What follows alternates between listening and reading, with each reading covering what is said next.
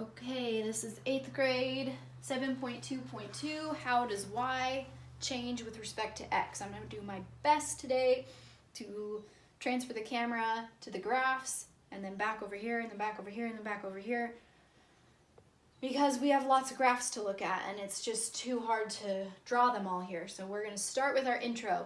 So it says slope. Can you imagine swimming 1.5 kilometers, just less than a mile, getting dressed as fast as you can, hopping on a bicycle to race 40 kilometers, which is almost 25 miles, then getting off your bike to run 10 kilometers, which is just over 6 miles. Athletes who compete in Olympic distance triathlons do exactly that.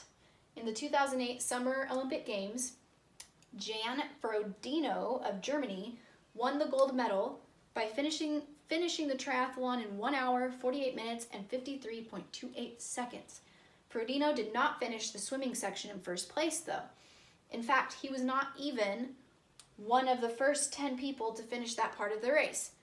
While Frodeno may not have been the fastest swimmer, what mattered most was his overall rate. So as we compare rates today, we're going to learn a new way to describe the growth rate of a line, and it's called slope.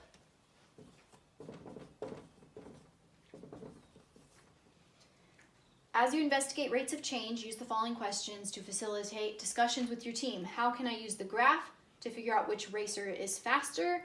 How can we find a unit rate for each racer? And what if the line does not pass through 0, 0, the origin? Okay, so we're starting with 743, biking the triathlon. So the second part of a triathlon is the bicycle race. Since participants do not start the bicycle race until they're finished with the swimming portion, the bicyclists have varying starting times, so their starting times might differ. So the graph below shows information about 4 bicyclists during a 20-minute portion of a race. So you can look at the e-tool here, you can look at your textbook here, and I'm looking at the textbook, and you can do whatever you so choose. You do not have to graph this on your paper, because we're just looking at it right now.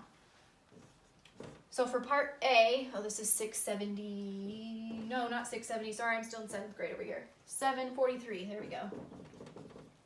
So for 7-43, part A says, based on the graph above, list the bicyclists from slowest to fastest, and how can you tell?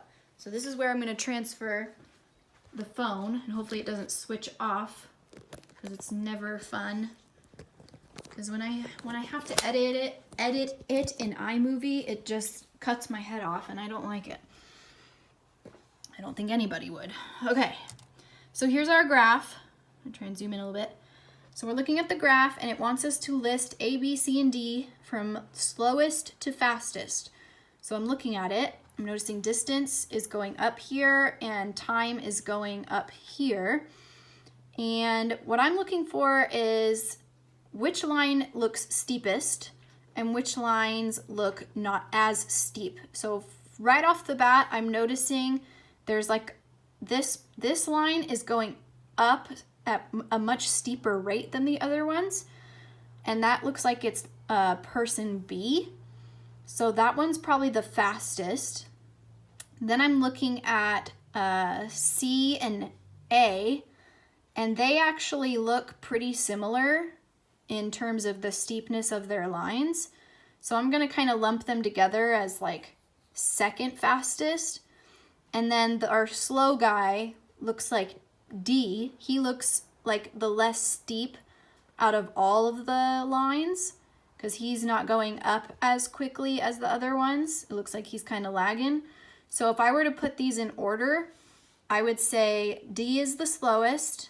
Then it's a tie between C and A.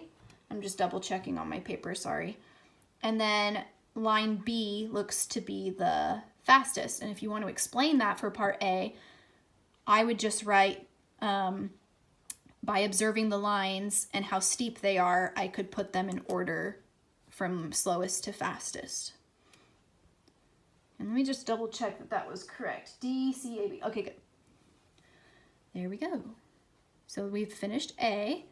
Part B says, Lydia wants to describe each bicyclist's race in kilometers per hour for an article in the paper. To do this, she sketched triangles like the one for line A on the graph below, and it shows you this graph.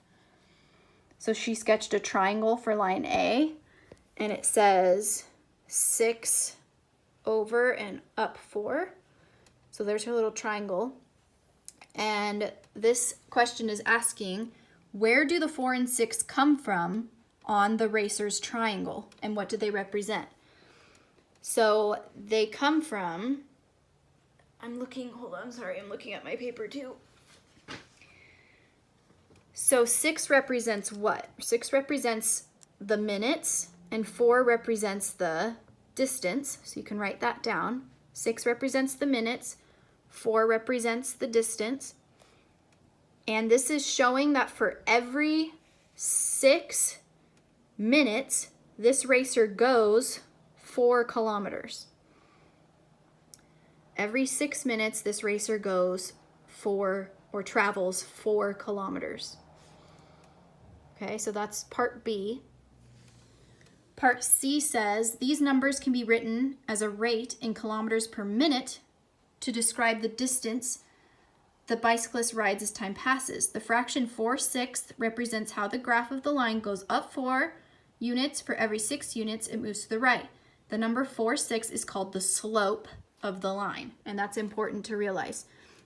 The number 4/6, the fraction, is called the slope, and that's kind of what we've been working with our graphs lately, is that when we go up 4/6, up 4/6, up 4/6, that's a fraction, 4/6. Okay, that's called slope. So it says on the resource page, find the slope of each of the other 3 lines. So I'm going to bring up the resource page on my computer. I tried printing it out and it did not work out for me. So here's the resource page. Let me back up a little bit. Actually, this is fine. This is fine. So we're going to find the slope for the other lines. We've already found A. The slope for A is 4/6. So let's look at B. And B looks like it's right here. And it's already got a triangle written out for us. So we're just going to count the units for our slope. So let's look at the horizontal line first. It looks like the dotted line goes 1, 2, 3. So there's 3 on the bottom, and there's 1, 2, 3 going up. So that means the slope is 3/3. So 3/3 is the slope for B. Oh, it rhymes. How lovely. Oy, oy, oy. Okay, so then for line C, it's this one right here. It gives us another triangle to go off of, and it looks like it's going up 2 over 1, 2, 3. So this fraction would be 2/3. That's the slope for B, is 2/3. And finally, line D, this guy right here, and he's going up like this, and there's a little triangle right here. It looks like it's going over 1, 2, 3, 4, and up 2. So that fraction would be at 2/4. Up 2/4, up 2/4. So I'm just gonna put this on the board real quick so you can see. So line A, whoa, too close. Line A, the slope is 4/6. B is 3/3.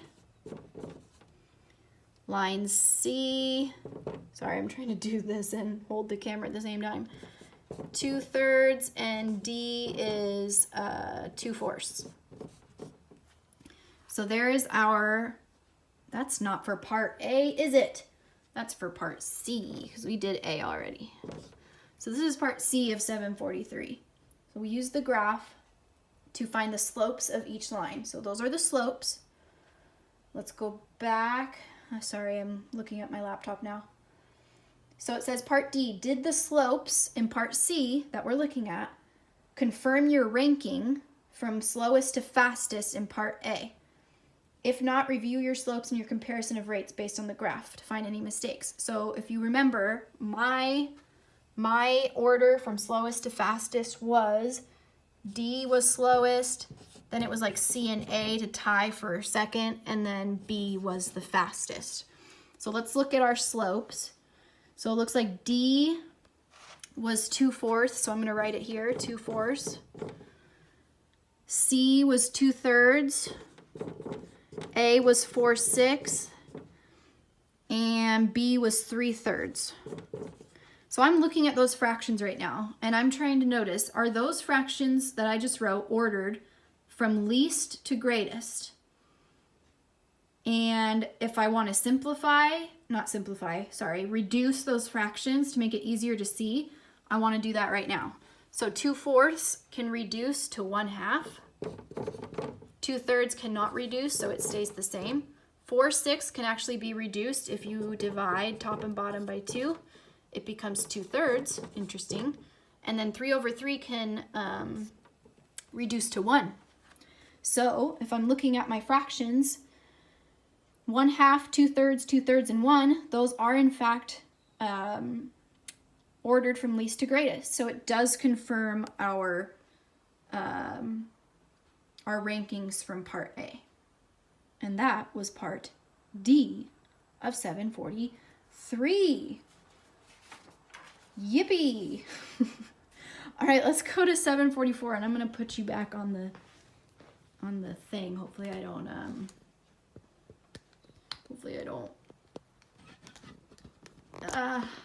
There we go. Phew! That was scary. It was scary putting it back on the tripod thing. Not tripod, whatever chair thing this is that my dad made. Okay, I'm back. Let's erase this stuff. And let's move on to 744. Let me make sure that it's still recording. Okay, unfortunately, the camera shut off and it missed the entire problem of 744. So here we go. We're going to try this again. So we're going to look at the resource page, and we're thinking of slope as a unit rate. And a unit rate is when it compares a change from one quantity to a 1 unit change in the other quantity. So unit rate is going to be something per 1 unit. So it's not going to be like $3 for 2 pounds. It's going to always be 1 pound, or $3 per 4 pounds, $3 for 6 pounds. It's always going to be in a unit per 1 unit. So for A, it wants us to write down the slopes or the unit rates this time. So for part A, or person, bicyclist A, we're just going to write the fractions in kilometers per minute. So bicyclist A was 2 kilometers per minute. Whoa, 2 kilometers per 3 minutes. Person B was 3 kilometers per 3 minutes. Person C was 2 kilometers per 3 minutes, so A and C were equivalent. And then part D, I reduced 2/4 to 1/2, so 1 kilometer per 2 minutes. So here's our here's our rates, and we want to write them as a unit rate, so per 1 minute. So what you have to do is you have to plug this into your calculator for each person. 2 divided by 3 is going to give you how many kilometers they go per 1 minute. So let's do that in our calculators. Well, I already did it, so by the magic of YouTube, person A, 2 divided by 3 gives you 0.67. So they go 0.67 kilometers per 1 minute. Person B is pretty simple. 3 divided by 3 is just 1. So they go 1 kilometer per 1 minute.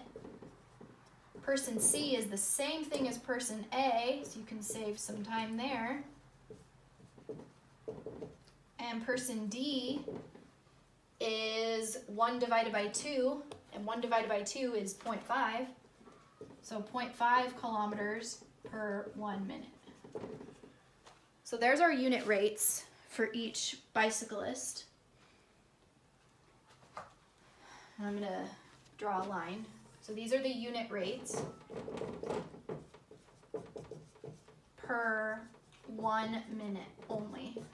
Not per 3, not per 2, per 1 minute. And then it says for part B, it says to confirm if we rounded these decimals to the nearest hundredth, which they are, and we put them in order from slowest to fastest. So let's do our slowest guy is 0.5. Let's do our second, which is tied for A and C. And let's do our fastest, which is B, so he's 1. So it confirms that this guy is the slowest with 0.5, and this guy's the fastest with 1. And that is confirmed through our previous problems that we just did for 7-44. And in this lesson. So we're going to end there because now I need to edit where it cut me off. And hopefully iMovie doesn't cut off my head. Thanks for watching. Okay, for some reason it stopped recording, so I might have to re-record some stuff, and iMovie's gonna cut off my head, and I'm just gonna have to deal with it. Okay, whoa, sorry Bailey, just almost stepped on her head. 745 says, while comparing the rates from problem 743, a study team is struggling to decide how to tell which athlete is moving faster. So I'm gonna show you. I'm showing you the computer. Okay. The computer says, Leo thinks that because athletes A is highest on the graph, he is traveling faster. Kara, hi Kara, disagrees. She says he starts first, but racer B is moving faster. Who do you agree with, Leo or Kara? Look at the graph of bicyclists A and B and discuss this. Be prepared to explain your reasoning. So let's look at the graph. So based just on this graph, can you reasonably tell who is going faster? Leo thinks it's line A. Kara thinks it's line B. So think about it. And here is what I'm thinking. I'm agreeing with Kara, of course. I'm agreeing with Kara that line B is faster because it's a lot steeper than line A. Look at how line A's line is not as steep as line B. So I'm going to assume that line B is faster than A. So Leo thinks that it's line A because it's farther up on the graph and it starts at 0.7. But that doesn't show us slope. That just shows where he starts. He could be going slower than Kara, and he is going slower than Kara. Because Kara, or not Kara. Then person B, going faster than person B. All right, moving along. Part 7-46. Oh, here we go. Here's our tiles.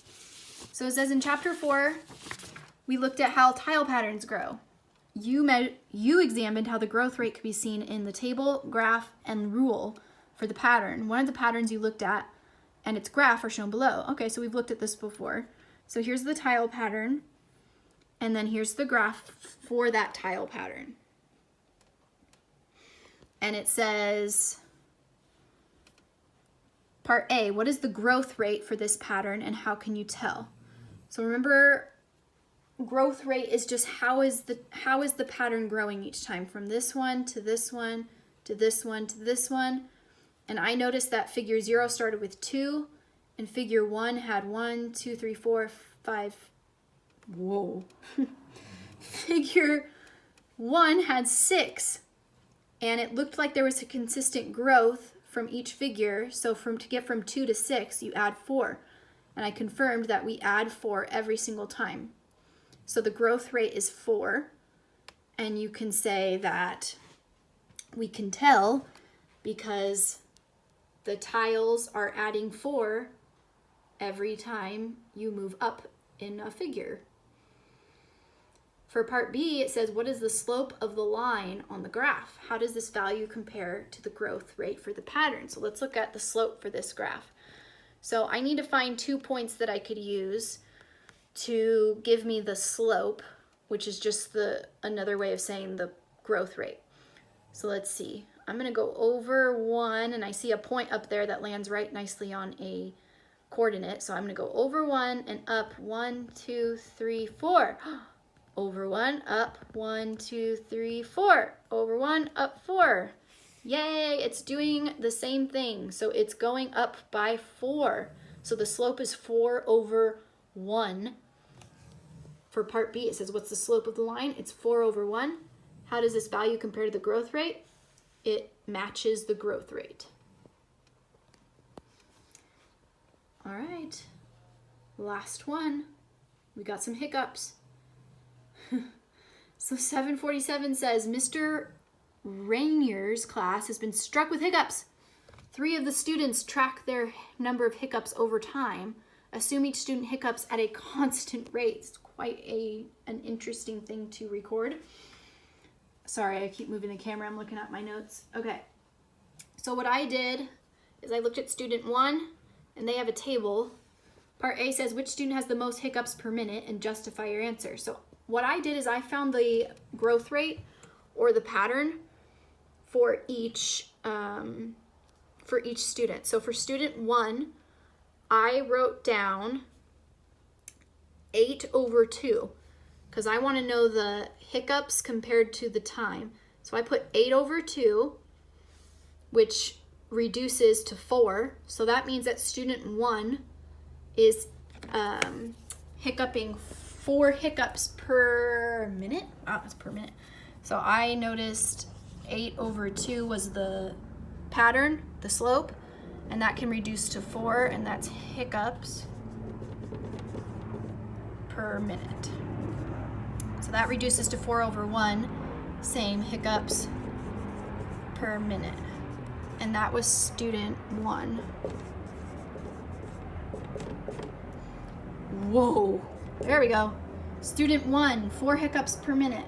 So then student 2 has this graph, and it looks like they've got, for every 2 minutes, they hiccup 7 times.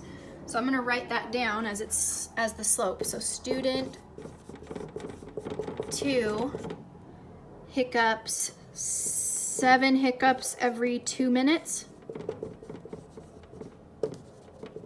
And that can actually reduce to 3.5, because I'm just dividing 7 divided by 2, 3.5 hiccups per minute. Okay, so there's student 1 and 2. So they've got 4 hiccups a minute. They've got 3.5 hiccups. So far student 1 is winning with hiccups. And then student 3, here's their graph, and it gives you the slope. So it goes over 1, up 3.8. So 3.8 goes on top of our fraction, and 1 goes on the bottom.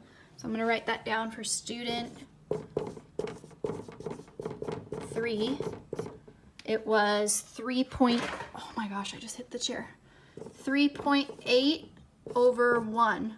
So 3.8 hiccups over 1 minute. And that can't be reduced because it's already in its final unit rate. So now I'm looking and it's saying, which student has the most hiccups per minute? I think we can agree that student 1 has the most hiccups per minute with 4. Great job, student 1. So now it says B, find the slope that describes the rate for each student. What does the slope tell you about each student? Well, we kind of did that already. We wrote down the fraction for each student, and that is also known as the slope. And it tells us how many hiccups they had per minute. So that's all you have to write for B. Each of those fractions that we wrote is the slope. So part C says, if you graphed a line for the student who hiccups 4 times per minute, would the line be steeper, less steep, or the same steepness as the line for student number 2? So would student 1 be steeper than student 2? And he would, because his growth rate is faster for hiccups. He has more hiccups per minute than student 2. So that means student 1's line would be steeper. So I'm going to put like a little, it would be steeper. His growth rate is larger than student 2. And I believe that is it for this lesson 7.2.2. And we're going to end there, and Bailey's snoring. Bye, Bailey. Aw, bye. Bye-bye. Stretch.